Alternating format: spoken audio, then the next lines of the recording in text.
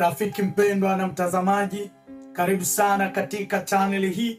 Karibu sana katika fundisho hili ambalo limeandaliwa kwa ajili yako, na kualika leo hii tuanje pamoja nawe safari ya pamoja kuelekea karibu na Mungu kupitia fundisho ambazo tumetayarisha zinazoelezea kuhusu hema takatifu. Hema takatifu ndiyo somo la pekee ambalo tutasoma, ambalo tutatafakari muda wiki mbili, na kualika dada, kaka, rafiki mpendwa, usikose hata siku moja katika mafundisho yote ambayo tutaendelea kupitisha katika chaneli hii. Mungu akubariki sana kwa kuendelea kufuatilia masomo yetu. Tutaomba. Baba wetu na Mungu, asante kwa neema ya pekee ambayo unaendelea kutupa. Bariki yule mtazamaji, simamia somo hili ambalo linataka kutolewa hapa, kwa jina la Yesu Kristo, amina. Kuja pamoja nami katika safari hii ya kuelekea mbele za Bwana kupitia mafundisho ya hema takatifu. Mpendwa, unaposoma kitabu cha Kutoka 25 aya yake ya 8, utakuta Mungu anaposema, nao wanifanyizie patakatifu ili nipate kukaa kati yao. Nao wanifanyizie patakatifu ili nipate kukaa kati yao. Andiko lingine ni Waebrania 8 aya yake ya 1 na ya 2. Utakuta maneno ya pekee yanayosema, tunaye kuhani mkuu, mhudumu wa patakatifu na wa ile hema ya kweli aliyoiweka Bwana, wala si mwanadamu. Tunaye mkuhani mkuu ambaye ni Yesu Kristo. Rafiki mpendwa, ukipima kutafakari Biblia yote, utagundua kwamba kuna jambo la kushangaza sana ndani ya Biblia. Biblia hii ina sura 2 pekee ambazo zinaelezea muda ambao Mungu aliufanya katika kuumba mwanadamu. Ni sura ya 1 na sura ya 2 ya kitabu cha Mwanzo. Vinaelezea kuhusu uumbaji. Lakini pia Biblia yote, kama kile kitabu cha Yohana sura ya 1, Zaburi 8, unasoma Zaburi 104, ukisoma Ayubu, ukisoma Isaya, ukisoma Kolosai 1, kuna shairi na sura fulani zinazoelezea kuhusu uumbaji. Lakini ni kitabu tu cha Mwanzo 1 na Mwanzo 2 vinavyoelezea sana kwa upana zaidi namna Mungu alivyotuumba. Ndio maana uumbaji wako ulikuwa kwa siku 6. Kitabu cha Mwanzo sura ya 1 na Mwanzo sura ya 2 vinashuhudia. Lakini unapoona Biblia inavyoelezea kuhusu hema takatifu, unaweza kuta ni sura nyingi katika Biblia vinavyoelezea kuhusu hema takatifu.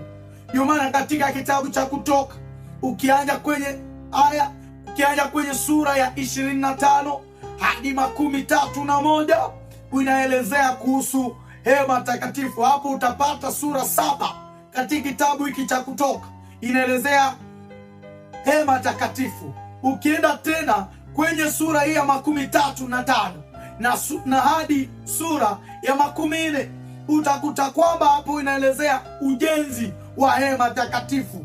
Yaani katika kitabu cha Kutoka inakuwa sura zaidi ya 13, sura 13 zinaelezea hema takatifu.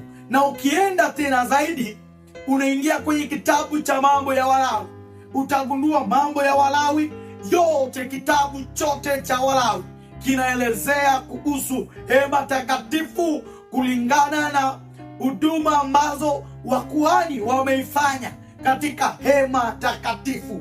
Ukisoma kitabu pia cha Waebrania kinaelezea kuhusu hema takatifu. Ni kwamba hema takatifu, wapendwa, inaelezea kuhusu kazi, inaelezea kuhusu safari, inaelezea kuhusu mpango wa wokovu ambao Mungu ameupanga kwa ajili ya mwanadamu. Ndio maana safari hii ni safari yako ambayo inakualika kuja tuende pamoja katika safari hii ya hema takatifu. Kwa nini nikualike katika safari hii Kwa nini hema takatifu? Kwa sababu hema takatifu ni jibu la Mungu baada ya anguko la mwanadamu. Hema takatifu ni jibu ambalo Mungu amelitoa kwa kumwondoa mwanadamu katika anguko lake. Hii ndio maana hema takatifu na kualika tuingie katika safari hii pamoja. Kabla ya dhambi, Mungu aliishi na mwanadamu bila matatizo yoyote, lakini dhambi ilipoingia, dhambi ikaleta matengano mwanadamu pamoja na muumbaji wake. Ndio maana ili Mungu aweze kukaa pamoja na mwanadamu, ili mwanadamu amrejee tena, amrudilie tena Mungu akaanzisha programu ya pekee ya kukaa pamoja na mwanadamu, inaitwa hema takatifu. Ndio maana unaposikia hema takatifu, kumbuka Mungu alisema, mtanijengea patakatifu ili nikae kati yenu. Hii ilikuwa mpango wa Mungu, kukaa katikati ya wanadamu, kumrejesha yeye mwenyewe. Alikuja kumtafuta mwanadamu, inaitwa hema takatifu. Kwa nini hema takatifu? Kwa sababu hema takatifu ni mfano wa mambo ya mbinguni. Yaani unaposikia hema takatifu, kulingana kitabu cha Kutoka 25 aya yake ni ya 40, utakuta Mungu anaposema, angalia utafanya sawasawa na mfano ulioonyeshwa mlimani.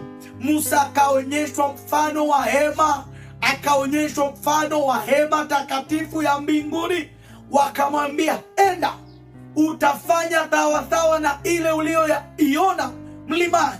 Yaani hema ya dunia ilikuwa ni picha, ilikuwa ni kivuli, ilikuwa ni mfano wa hema ya mbinguni, ilikuwa ni model ya hema ya mbinguni. Na acha nikwambie, unaposikia hema takatifu, inakukumbusha kuna hekalu takatifu mbinguni, ambalo Musa alikamata mfano huo aliyouona na akautengeneza hapa chini.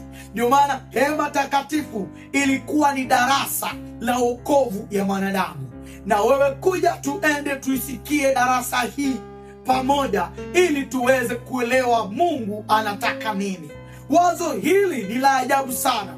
Unaposikia hema takatifu, elewa kwamba hakuna dhambi yoyote inayomshangaza Mungu. Hakuna tatizo lolote linalomshangaza Mungu. Hakuna jambo ambalo linamshangaza Mungu. Ni kwamba usikiapo hema takatifu, hata kama wewe mwenyewe umejikuta katika dhambi, umejikuta umefanya jambo la pekee ambalo wanadamu wameshangaa, wanadamu wamestuka, Mungu hastuki na jambo lolote. Ijapokuwa umeingia katika dhambi ya aina gani, unaweza kumrejea tena Mwenyezi Mungu, unaweza tena kumrudilia Mungu, atakupokea. Hii ndiyo maana ya hema takatifu. Hema takatifu inakuambia nini rafiki? Hema takatifu inakuambia kwamba kila kitu ambacho kilitumiwa katika hema ambayo ilijengwa hapa chini, ilitoa njia ya pekee ya kutupeleka kwa Kristo, au ilikuwa ni kielelezo cha Kristo hapa chini. Rafiki mpendwa, usikose hata dakika moja. Tutaingia katika hema takatifu ili tuweze tena kumwelewa Kristo. Rafiki mpendwa, safari hii ya hema takatifu itatupeleka kumjua Mungu, kwamba ni nani, ana mpango gani dhidi ya dhambi ambayo inaendelea kuonekana duniani. Safari ya hema takatifu itatupeleka mbinguni. Kuja tuende pamoja katika safari hii kwenye channel hii. Usikose kusambaza fundisho hizi, usikose kushare kwa warafiki na wapendwa wako, kwa ajili ya kualika watu waelewe Mungu anataka nini.